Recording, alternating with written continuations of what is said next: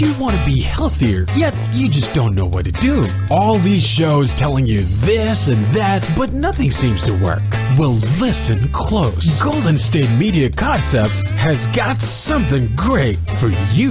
The Health and Wellness Podcast dedicated to workout trends, healthy eating habits, diet, and everything about healthy living. Join us in our banters as we help you not just live life to the fullest, but live it to the healthiest.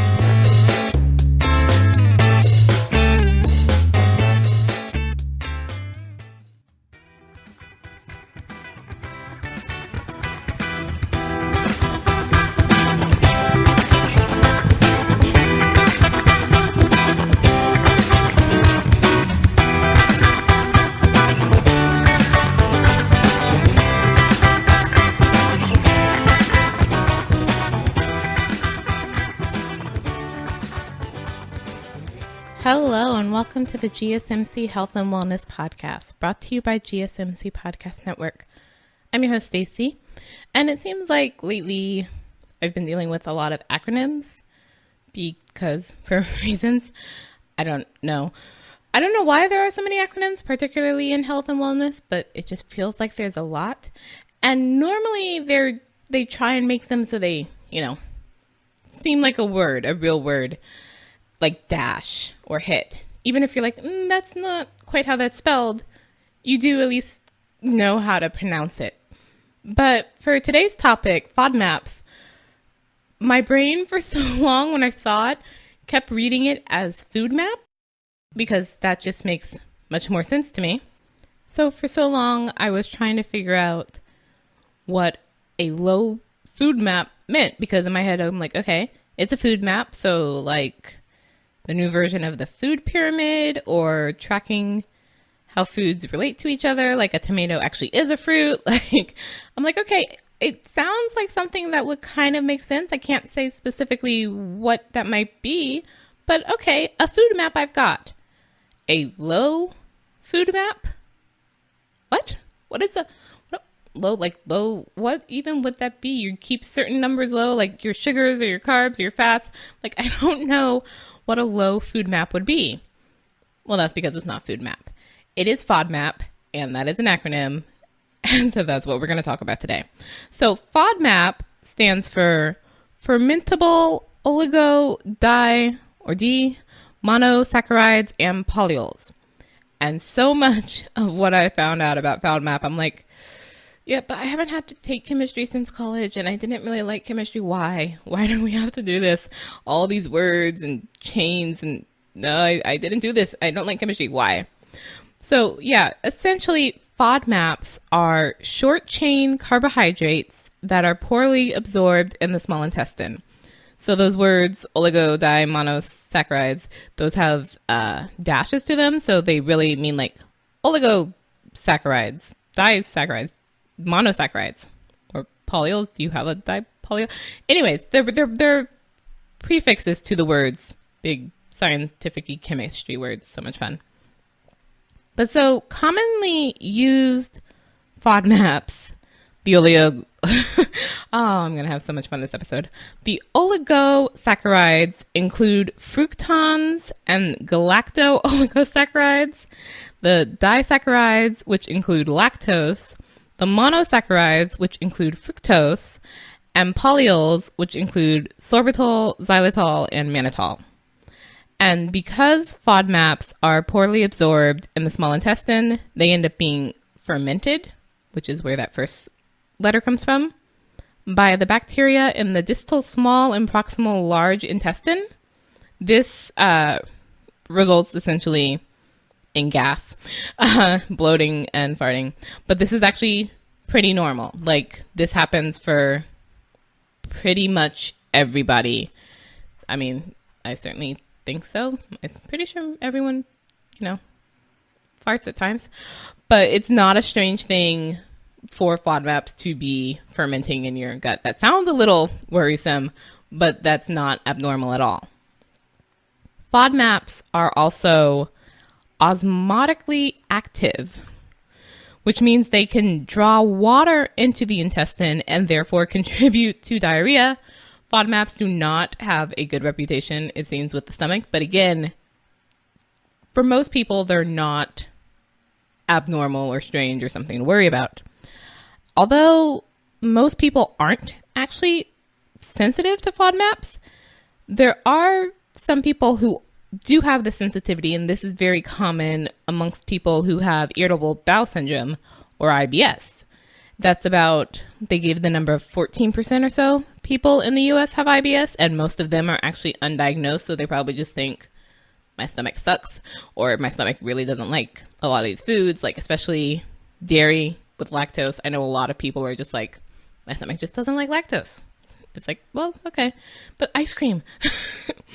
But so anyways, because there is the FODMAPs, they produce a actual beneficial alteration in the intestinal flora that can contribute to maintaining the good health of the colon. So they're like good, but not fun per se. They're normal and can have good effects because bacteria, not all bacteria is bad, even though, cleaning commercials would totally lead us to believe otherwise, like all bacteria must immediately be sprayed out with bleach or something.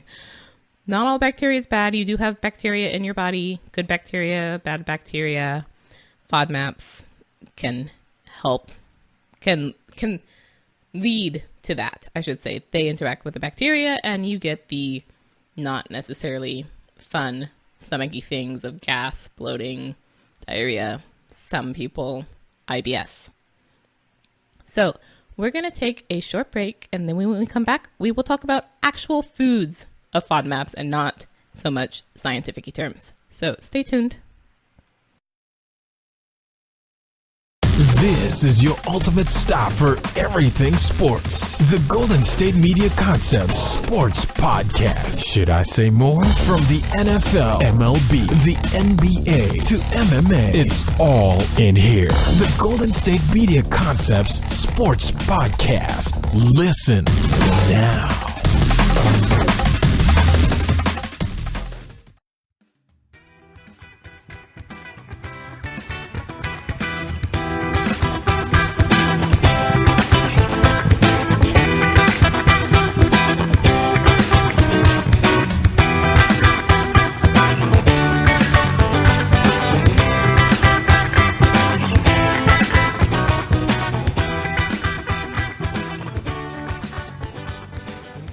Welcome back to the GSMC Health and Wellness Podcast.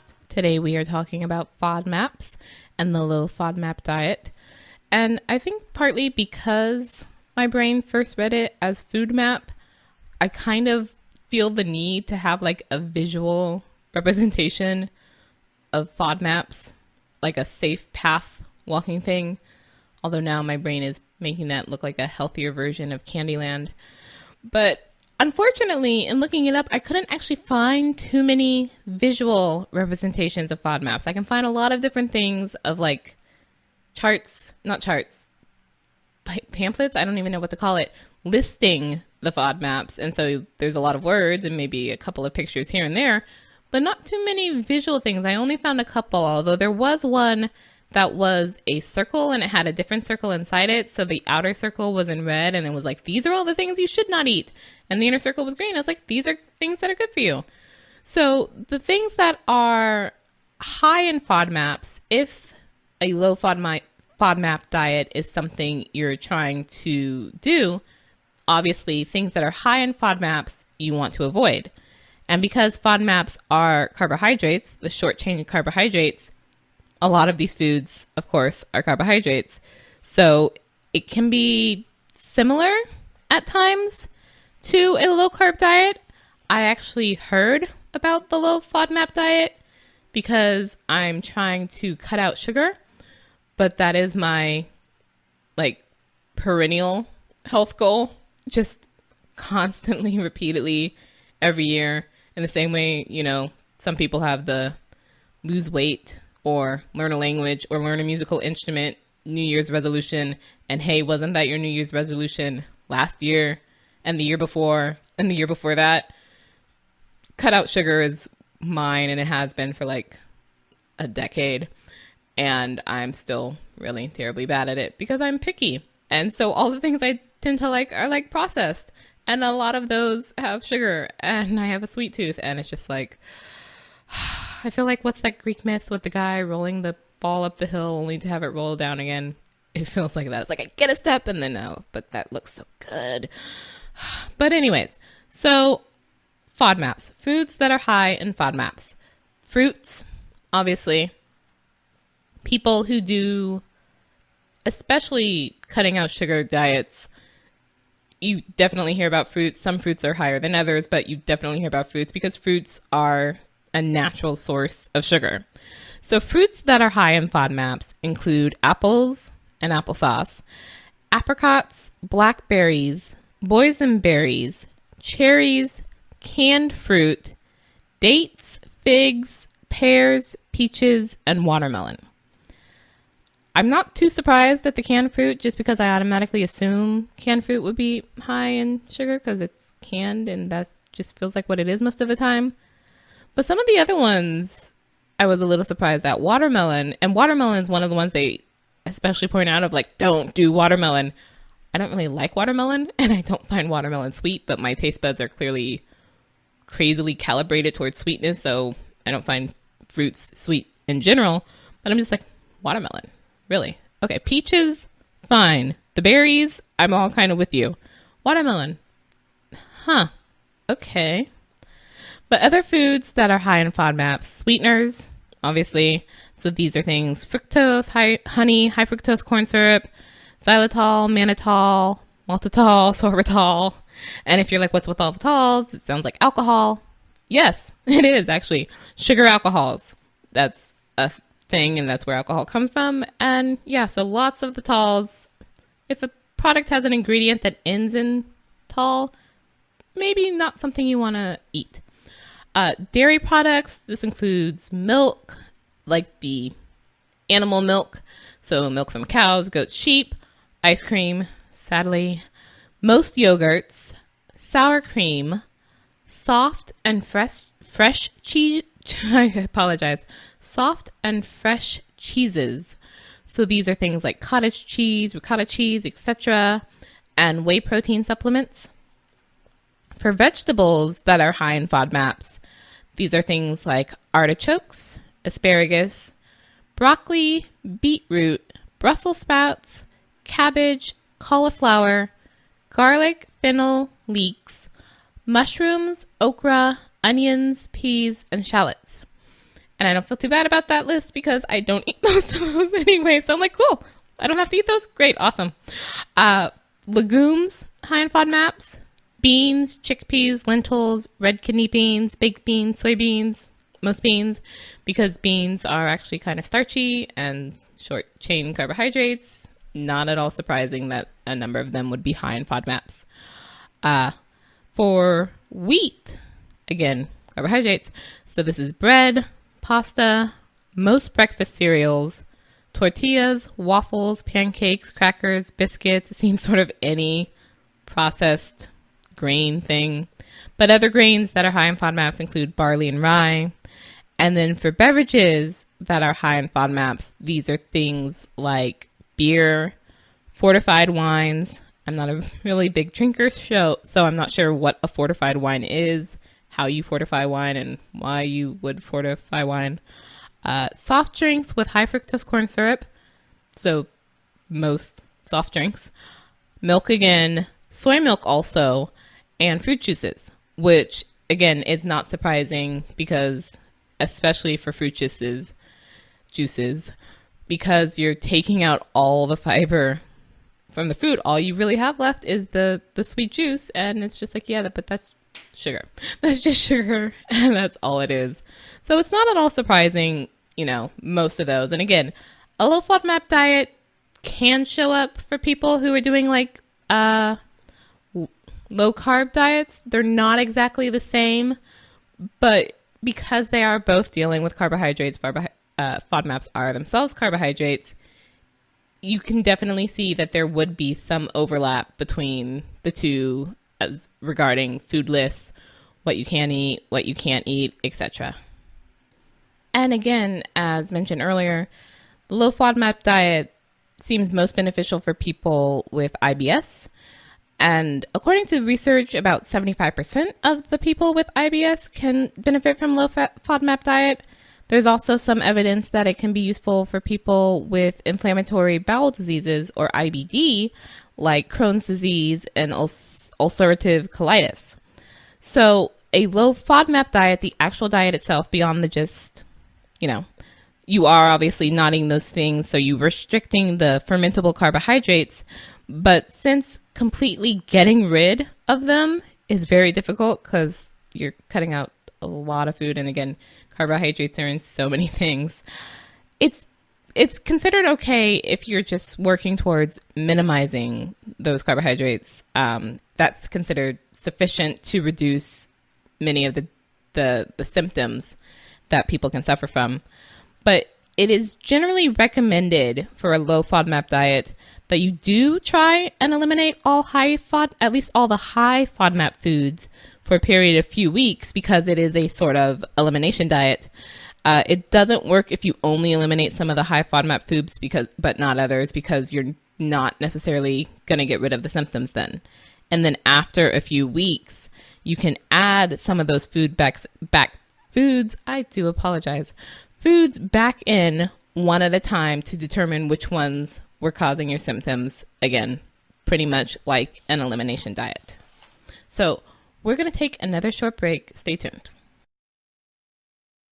Tired of searching the vast jungle of podcasts? Now listen close and hear this out. There's a podcast network that covers just about everything that you've been searching. Hey! The Golden State Media Concepts Podcast Network is here. Nothing less than a podcast bliss with endless hours of podcast coverage. From news, sports, music, fashion, cooking, entertainment, fantasy, football, and so much more. So stop lurking around and go straight out to the Golden State Media Concepts Podcast Network. Guaranteed to fill that podcast itch. Whatever it may be. Visit us at www.gsmcpodcast.com. Follow us on Facebook and Twitter, and download us on iTunes, SoundCloud, and Google Play.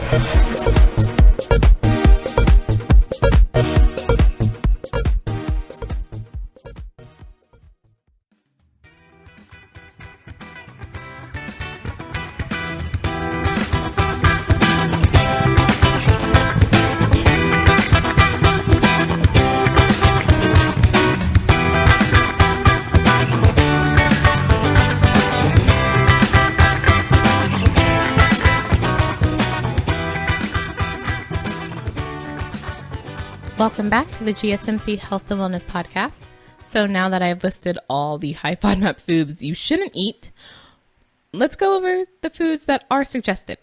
So for vegetables, these are things that are suggested for people on a low FODMAP diet. Things like alfalfa, bean sprouts, green beans, bok choy, bell peppers, carrots, chives, fresh herbs, cucumber, lettuce, tomato, zucchini, and the green parts of leeks and spring onions. The white parts are considered somewhat bad, but the green parts are okay. For fruits, things like bananas, blueberries, cantaloupe, grapefruit, oranges, grapes, kiwis, lemons, limes, mandarins, melons, except of course, again, not watermelon, passion fruit, raspberries, and strawberries. For protein, meats, fish, chicken, tofu, so long as the tofu is not silken, and eggs. For dairy, you can have lactose-free milk, lactose-free yogurts, and hard cheeses. For breads and cereals, things that are okay: rice, crisped rice, corn, potatoes, quinoa, and gluten-free breads made with those grains that were listed earlier. Also, oats and spelt are considered relatively low in FODMAPs. They're not the greatest, but they're pretty okay. You can have things like biscuits, cookies, snacks that are made with flour from those grains that we just talked about that also do not have high FODMAP ingredients, such as onions, pears, or honey. I'm not sure why you would have onion in there, but okay. You can have nuts and seeds like almonds, cashews, peanuts, macadamia nuts, pine nuts, sesame seeds, pumpkin seeds, but you shouldn't be eating a lot of them, and you shouldn't have things like cashews or pistachios. Your beverage options are pretty much limited to water, coffee, or tea, but that's fine. That totally makes sense for a low carb / low sugar-ish diet. Sweeteners that you can have: maple syrup, molasses, stevia, and most artificial sweeteners, as well as most herbs and spices and pretty much all fats and oils. That sounds still pretty doable. You cut out a lot, but then you also still have a lot. Though again, especially for the vegetables, I'm just like, yeah, but I only like one from each of those lists. So I'm super limited there. Also fruits, not a big fan of fruits. So yeah, all my sugars are just totally horribly processed packaged things that have a number of ingredients I cannot pronounce. Awesome. But the thing about a low FODMAP diet, I can understand why it would be popular. Low carb diets just in general seem popular. There's several of them. We've talked on this podcast about the keto diet and the keto reset diet, which is also similar to the Atkins diet and the Dukan diet. You can see lots of different low carb diets. And even if you're not on a specific quote unquote name diet, it's not at all uncommon for the recommendation to be to cut down on carbs, especially processed carbs. But a huge part of that is beyond the processing, and you're taking out, all the actual good stuff and the fiber. You're then putting in a bunch of ingredients again that we cannot pronounce. So is that real food or what is that? Who knows? However, for FODMAPs, it's not actually recommended. If you are not specifically FODMAP intolerant, they don't recommend that you go on a low FODMAP diet. And this is a bit like if you're not gluten intolerant. Yeah, okay, there are people who don't have a gluten allergy who go on gluten-free diets, but it's not necessary, and doctors and nutritionists wouldn't suggest it perhaps for people who don't, specifically have that allergy or intolerance. But even if you do choose to go on it, and I obviously don't know whether or not you have a FODMAP intolerance, it should only be used for short periods of time and under the advice of a specialist. So this is where that, common little script writing on commercials thing of, talk to your doctor, do this only with the advice of a doctor. Yes, actually only do this with the advice of a doctor, because long-term following of a FODMAP diet can have negative effects because it causes a detrimental impact on the gut, the bacteria and the microbiome, which again, we talked about earlier. Not all bacteria is bad. And so you're messing with the chemistry of it with all those wonderful chemistry names. That can be really bad for you, especially if you're not sure what you're doing. And especially if, again, this is not actually necessary, because a number of those things that have high FODMAPs are actually things that, nutritionists would be like, yes, eat this. Please eat more of these. These are great. They're high in FODMAPs, but nutritionists are like, yes, please. So you might be cutting out more good things than bad things. Also, the use of a low FODMAP diet without medical advice can lead to serious health risks, not just dealing with the bacteria, but this can include things like nutritional deficiencies, risk for cancer, even death, because going on a low FODMAP diet without having a medical professional, aware of what you're doing and what you're feeling as you do it, this can actually mask the digestive symptoms of serious diseases. So these are things like celiac disease, inflammatory bowel disease, colon cancer. Because these symptoms seem similar to IBS, if you aren't a professional, you might just think, oh, I've got IBS. Okay, low FODMAP. And then you're not treating the proper thing because you think it's one thing and it's actually totally something different. So a low FODMAP diet, it has a lot that you can eat. It also has a lot that you can't eat. It can be very highly restrictive, even though, both of those lists had a number of things in terms of getting enough nutrients and getting enough different nutrients. A low FODMAP diet can be very restrictive, and beyond being unhealthy to follow in the long term, can actually be really impractical and may actually add an unnecessary financial burden.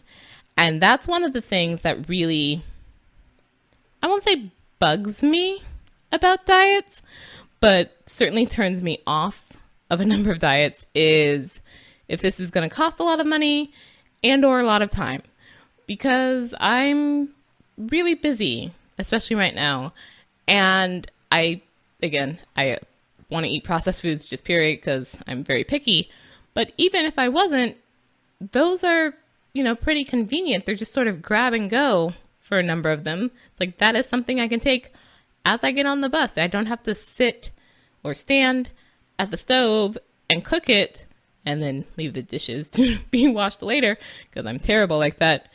But things that are like, oh, hey, this involves like, a whole lot of meal prep and you have to prep out your whole week. I'm just like, but I have things to do. Like, I have a to-do list that never seems to get longer. I cross stuff out and then I add other stuff. And so it's like, I'm just spinning my wheels here, or on a hamster wheel or something. It's like, I don't want something that's going to take a lot of time to fix. And also, I don't like cooking, so that's a major hurdle for me. But then things that cost a lot of money, because most of those foods, particularly the high FODMAP foods, but a good number of the low ones, are well known. They're simple. You can find them in most stores. And this has changed in recent years, particularly for things like vegan, vegetarian, gluten-free foods. But there was a time where those were really difficult to find in a store. You had to go to specialty stores that were often higher priced. So if you didn't have a high income, that was placing a large burden on you, especially if this was, you actually did have an allergy and intolerance, not just I'm on this diet, but it's like, no, for actual specific health reasons recommended by my doctor, I'm on this diet and I cannot find a gluten-free bread. I'm going to go with bread. A gluten-free bread at my local regular grocery shop. So I have to go to the special health store out on the edge of town that has like a, 15+% markup. Just like, great. That's all sorts of levels of more difficult that I didn't need. So I particularly like diets that, again, I don't have to think about too much, that really can just become habit, just become a new quote unquote lifestyle or eating plan. I don't want something that I have to really track for the rest of my life, because I would probably quickly give up on that. But also I do want something that is recommended, medically speaking, that has research to back it up, to back up the health claims, and that is not potentially going to have doctors warning me against, and that I can afford, both in actual terms of money, but in terms of time, because as we hear so often, time is money. And if I don't have either of those, a expensive, time-consuming diet's not going to work. So overall, a low FODMAP diet, if you are thinking of trying it, most definitely talk to your doctor or medical practitioner, whoever you see, about that. There are some tests I believe they can do to determine if you have IBS beforehand, but also keep them in the loop if you do go on one, because especially if you get certain symptoms, and those symptoms can actually be from more serious things, that's something your doctor really should know. But overall, just a low FODMAP diet, not necessarily necessary. Wow, words. Okay, I clearly need to end now. So we're going to end for today. Thank you for listening to my wonderfully rambling GSMC Health and Wellness podcast. You've been listening to the Golden State Media Concepts Health and Wellness Podcast, part of the Golden State Media Concepts Podcast Network. You can find this show and others like it at www.gsmcpodcast.com. Download our podcast on iTunes, Stitcher, SoundCloud, and Google Play. Just type in GSMC to find all the shows from the Golden State Media Concepts Podcast Network, from movies to music, from sports to entertainment, and even weird news. You can also follow us on Twitter and on Facebook. Thank you, and we hope you have enjoyed today's program.